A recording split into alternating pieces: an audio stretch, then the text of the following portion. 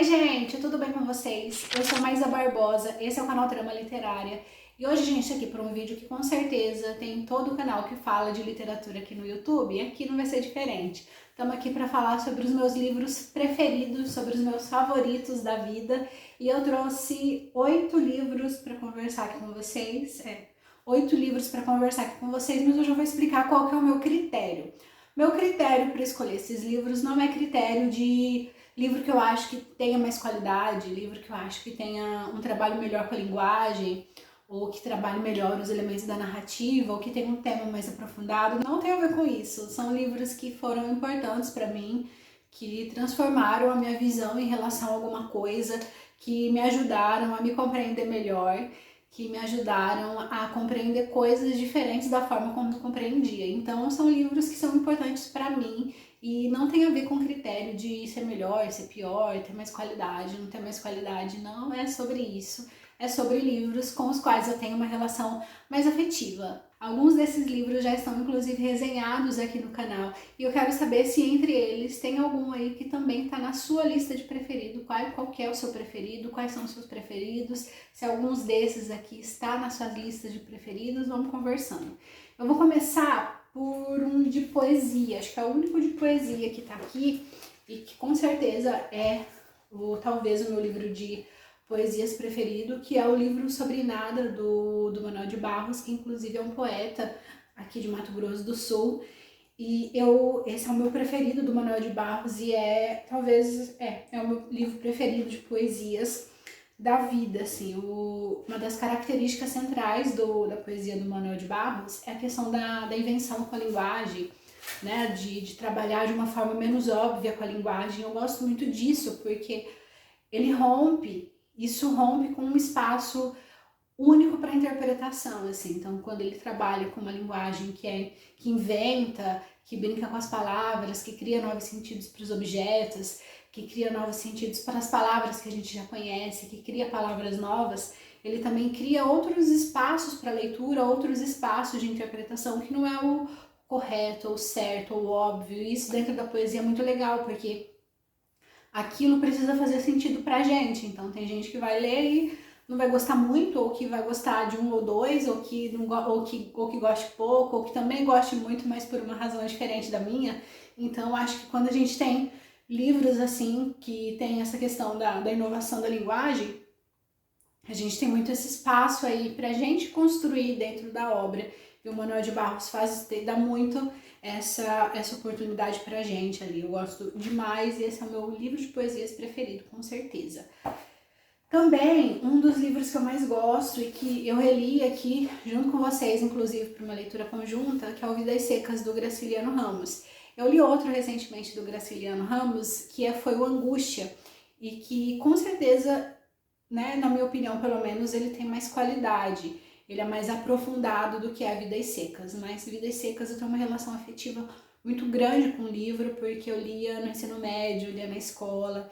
e eu criei uma relação muito legal com a história, e demorei muito tempo para reler, porque eu ficava com medo de talvez não gostar tanto assim, mas quando eu reli Vidas Secas foi a mesma sensação, foi o mesmo afeto que eu tive pela história, e inclusive foi interessante, porque aí, quando eu leio para as leituras conjuntas, eu já vou ler sobre o autor, já vou ler teoria, já vou tentar entender as personagens de uma forma mais aprofundada. Então, tudo isso ajuda também a nossa interpretação ser melhor e, com isso, a nossa relação com o livro também vai melhorando. Então, reli Vidas Secas, gostei demais. E que talvez não seja o melhor livro do Graciliano Ramos, mas com certeza é o livro que eu mais gosto, assim, que se eu pudesse, né, se dentro das leituras que a gente tem, que às vezes esse espaço já é tão corrido, se eu pudesse reler várias vezes, com certeza seria Vidas Secas.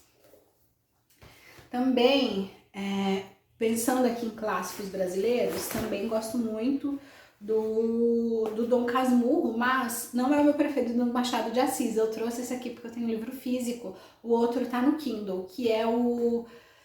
Memórias Póstumas de Brás Cubas. Memórias Póstumas de Brás Cubas, com certeza, é o meu livro do Machado de Assis preferido, seguido aí por Dom Casmurro, que também é um livro que eu gosto muito, Mas Memórias Póstumas de Brás Cubas, eu acho que a gente tem um narrador muito pouco óbvio, né? Nada óbvio, aliás, é um autor defunto ou um defunto autor, e tem um protagonista, um narrador muito irônico. Eu gosto muito disso no Machado de Assis, porque novamente, quando a gente vai relendo a obra, a gente vai tendo outros espaços para construção, outros espaços para diálogo, a gente interpreta a obra de uma outra maneira. Então, Memórias Póstumas de Brás Cubas, a gente tem um livro que talvez para muitos leitores seja muito difícil de acessar as ironias, de acessar os jogos de linguagem que o Machado de Assis vai colocando, mas que ao mesmo tempo, quando a gente consegue, quando a gente chega nessa interpretação, é muito gostoso porque a gente percebe a riqueza, a gente percebe a profundidade da obra, o quanto que o Machado de Assis era inovador por tratar de temas como racismo, como a exploração de alguns grupos sociais por outros, quando ele tematiza isso num tempo que ainda isso não era tão discutido, ou não era tão presente na literatura. Isso é muito legal, porque a gente percebe a força do escritor, a potência do escritor em trazer temas muito adiantados para a época dele, vamos dizer assim. Um outro livro que eu gosto muito e que é uma perspectiva diferente desses que a gente discutiu aqui é A Insustentável Leveza do Ser, do Milan Kundera. Eu amo esse livro, eu reli esses tempos também para discutir por aqui. Eu amo esse livro demais, porque ele leva a gente a questionar ideais, leva a gente a questionar uma série de coisas que são pré-estabelecidas, principalmente aqui dentro do livro, a ideia de liberdade. Então, o que é liberdade? O que você faria? O que você está disposto ou disposta a fazer para encontrar seu espaço de liberdade, seu espaço de libertação? E A Insustentável Leveza do Ser mostra muito isso pra gente, assim, essa busca desse sujeito, essa busca do protagonista, que é o Tomás, por essa sua liberdade. E quando você busca essa liberdade, quando você quer encontrar essa liberdade, você precisa lidar com as consequências disso e desejar, buscar essa liberdade também é saber lidar com essas consequências das nossas escolhas, das nossas decisões, mas que ao mesmo tempo são as nossas escolhas, são as nossas decisões, então isso já não é pouca coisa. E a gente vai percebendo aqui a trajetória do Tomás em relação a isso, em relação à busca da construção desse seu espaço de liberdade e tudo de bom e de ruim que isso vai trazendo e que vai fazendo com que ele tenha que lidar. Outro livro que também tá aí na minha lista dos 8 mais, ou dos meus 8 preferidos, com certeza é Ana Karenina. Lemos aqui no canal também por meio de uma leitura conjunta, ficamos acho que 2 meses alguma coisa lendo Ana Karenina, porque né, é um livrão. E eu gosto muito de tudo, eu gosto muito do Tolstói, assim, eu gosto muito da escrita do Tolstói, tem tudo que eu li dele até hoje, eu gostei demais, gosto muito de ler sobre a história dele. Ele tem, acho que tem um vídeo sobre a história, sobre a vida dele aqui no canal também. Então eu gosto muito do Tolstói, da história dele, dos livros dele, e Ana Karenina com certeza é o meu preferido, porque a gente tem uma personagem muito complexa, e novamente, muito complexa demais para o tempo em que ela viveu, assim. Então, é um livro ambientado aí numa Rússia czarista, e que traz, a gente tem aí uma personagem profundamente inovadora, profundamente transgressora, acho que essa é a palavra, profundamente transgressora, para o tempo dela, com questionamentos muito adiantados para o tempo dela e que talvez hoje ainda sejam complexos, ainda sejam complicados para as mulheres abordarem, mas que naquela época Ana Karenina estava lá, né, questionando, revolucionando, comparando, né, a história dela com as histórias dos homens que estavam ao redor dela, e que é uma personagem profundamente bem construída, que tem, eu gosto muito de livros que tematizem aí uma angústia, que tenham a angústia como centro. Então a gente vai percebendo essa personagem numa angústia crescendo, num sofrimento crescente, que vai tendo que lidar com aspectos das suas escolhas, e que já diferente da Insustentável Leveza do Ser, quando o Tomás vai fazendo, vai decidindo e vai escolhendo, ele vai decidindo e vai escolhendo e vai tendo que lidar com as consequências disso a partir das suas decisões. E a Ana Karenina, ela vai tendo que lidar com consequências que não necessariamente foi as que ela escolheu, era aquelas, as que ela estava planejando lidar, ou as que ela sabia que ia ter que lidar. De repente ela percebe que esse mundo é muito injusto com ela, e que viver a sua liberdade ou viver o seu amor, né, mas viver especialmente a sua liberdade vai ser muito difícil, por causa de regras que não foram estabelecidas por ela, por causa de questões que não foi ela que decidiu. Então é muito complicado a gente acompanhando todo esse sofrimento dessa personagem, e o Tolstói ele vai fazendo de uma maneira numa narrativa muito bem construída, no sentido de que toda essa trajetória da Ana Karenina vai acontecendo de modo muito devagar,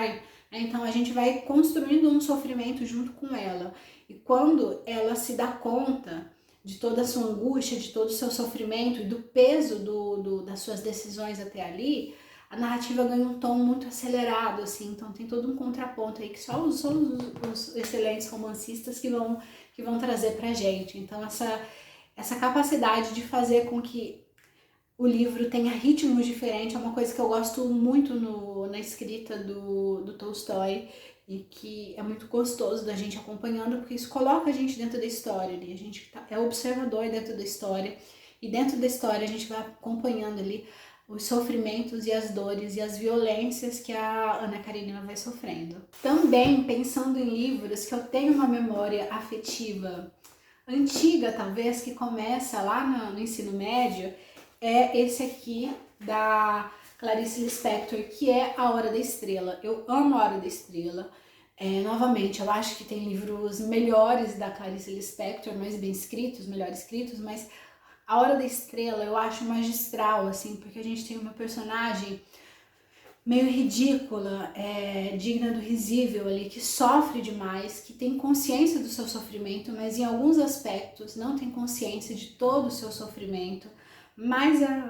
a Hora da Estrela capta toda a essência ali de uma personagem que sofre demais, de uma mulher que sofre demais. Também tem uma brincadeira muito legal com a questão do narrador. Eu gosto sempre de livros que tenham narradores ali diferentes, e aqui em A Hora da Estrela a gente tem o Rodrigo S.M., que é o narrador, mas em determinado momento a Clarice Lispector vai colocar dentro da obra ali o Rodrigo S.M., o narrador, que aliás sou eu mesma. Então ela rompe esse espaço que é comum na tradição literária não, esse aqui é o escritor, esse aqui é o narrador. Ela rompe esse espaço e ela fala, não, Rodrigo S.M., que aliás sou eu mesma. Então é muito legal, é muito gostoso acompanhar uma obra tão bem construída e que vai colocando, também vai quebrando essas regras que são estabelecidas dentro da tradição literária, dentro da crítica literária, dentro da literatura de modo geral. E A Hora da Estrela tem, né, essa personagem incrível que é a Macabeia, que é essa jovem mulher, é uma jovem mulher que está ali vivendo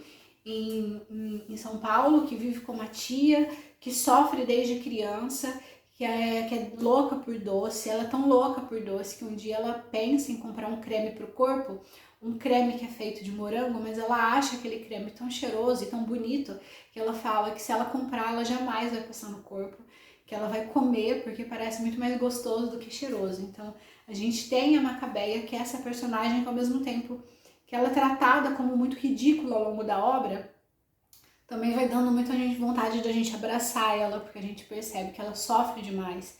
que ela tem dores demais, que ela precisa de alguém por ela e que ela não tem ninguém, e que ela vai vivendo aí num mundo dentro do qual ela vai sofrendo demais por diversas razões, e que a gente vai ficando ali desse lado da história, do lado do leitor, sem poder fazer nenhuma interferência, mas acompanhando todo esse sofrimento por qual a Macabeia vai sendo arrastada, e que necessariamente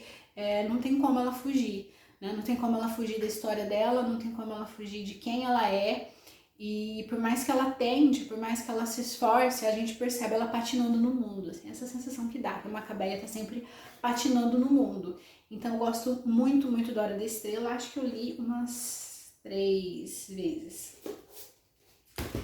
Também vou trazer um que não tá aqui, que tá no Kindle, vou deixar a capinha dele aqui, que é O Morro dos Ventos Uivantes, que sem dúvida é o livro que eu mais reli, assim, acho que eu li umas 6 vezes e li a última vez para discutir aqui no canal. Morro dos Ventos Uivantes com certeza foi um dos primeiros livros literários que eu li, que eu achei muito bom, muito bem construído, e que por causa disso eu fui relendo ele várias vezes, meio que na sequência, assim, e que depois de um tempo reli, e depois de outro tempo reli novamente, reli outra vez. E eu acho O Morro dos Ventos Uivantes uma história muito forte, e é uma história de amor, mas ao mesmo tempo é uma história de ódio. Mas uma das coisas que eu mais gosto dentro de O Morro dos Ventos Uivantes é uma coisa que a Emily Brontë vai brincar muito e que também vai ser uma discussão muito avançada por tempo em que ela escreveu a obra, que é isso de inserir um protagonista não branco. E esse protagonista não branco, ele vai vencer dentro do espaço do dominador, vamos dizer assim. Então é um livro que se passa, né, na Inglaterra, e que tem como protagonista aí um sujeito que é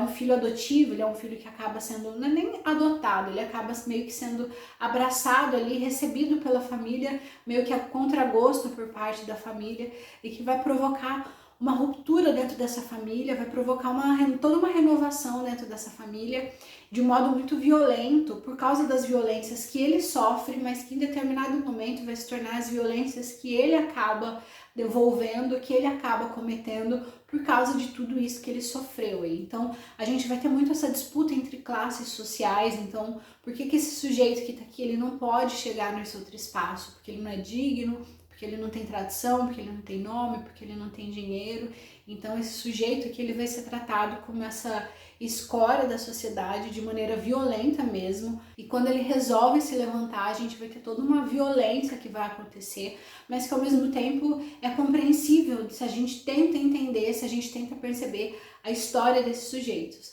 O Morro dos Ventos Uivantes tem muito uma coisa de ou a pessoa ama ou a pessoa odeia, né, o protagonista, justamente porque ele é muito violento, ele se torna muito violento e vingativo, mas eu gosto sempre de tentar entender como que esse sujeito chega a ser o sujeito que ele é a partir do modo como ele foi sendo construído a partir da sua própria história. Por último, gente, o meu preferido aí tá aí liderando essa lista, com certeza o meu preferido é A Mulher Habitada, da Gioconda Belli. Já li, e a minha relação com a Gioconda Belli é meio confusa, assim, porque eu já li outro livro dela, mais contemporâneo, não gostei tanto. Aliás, acho que eu não gostei nada, mas que não muda a minha história com esse livro aqui. A Mulher Habitada é um livro que eu gosto demais, assim, porque ele vai colocar a mulher como dentro de um protagonismo muito interessante, justamente porque a gente tem como protagonista uma mulher que é feminista, mas que está ali muito centrada nas suas questões, na sua própria vida, na sua carreira, mas ela, em determinado momento, ela precisa se envolver com a história do seu país, com a história que a cerca, porque ela começa a perceber uma série de injustiças. A gente está num país ficcional que é Fáguas, que na verdade representa Nicarágua que está passando por uma série de revoluções no tempo que o romance é contado, se a gente for fazer o paralelo entre Fáguas e entre Nicarágua. E em determinado momento essa protagonista ela precisa começar a se envolver com as questões do seu país, com a luta armada, com a revolução, porque ela percebe que se ela não faz isso, todo o seu mundo vai desabar, e aí ela percebe que não adianta ela ficar tão centrada nas suas questões, dentro do seu egoísmo, porque ela percebe que tem coisas mais importantes a chamando para se movimentar. Mas o mais legal da Mulher Habitada é que vai ter todo um cruzamento entre gerações de mulheres diferentes, e a gente vai acompanhando duas histórias sendo contadas ao mesmo tempo.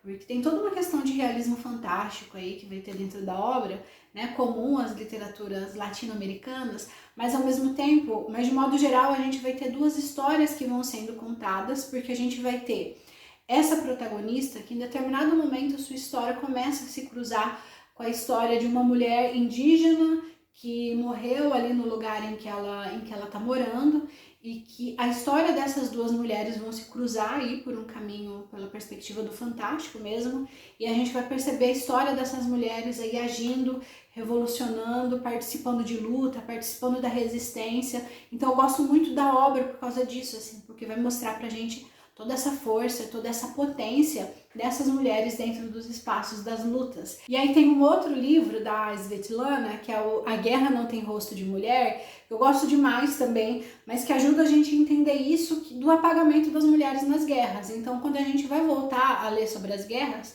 parece que as mulheres tiveram um espaço muito pequeno nas guerras, parece que as mulheres não lutaram de fato na guerra. E esse livro aqui da Svetlana vai mostrar isso declaradamente ali, ela vai colher a história dessas mulheres que participaram das guerras, e a Gioconda Belli vai fazer isso por meio da literatura, quando ela traz A Mulher Habitada e traz com ela a história de uma mulher que de fato lutou na luta armada, de fato fez parte da Revolução, e vai contar a história dessa mulher aí também. Vale dizer que a própria Gioconda Belli sempre foi muito ativa, participou de lutas, participou da Revolução, sempre foi muito ativa politicamente, então, de certa forma, a história se encontra também com a história dela. Pessoal, é isso. Me contem agora seus preferidos. Trouxe os 8 preferidos aí. Talvez em breve a gente tenha outros vídeos falando sobre outros livros, porque essa lista aqui é de 8 livros, mas é só para o vídeo não ficar muito comprido, que tem mais livro pra gente conversar aí. Até mais!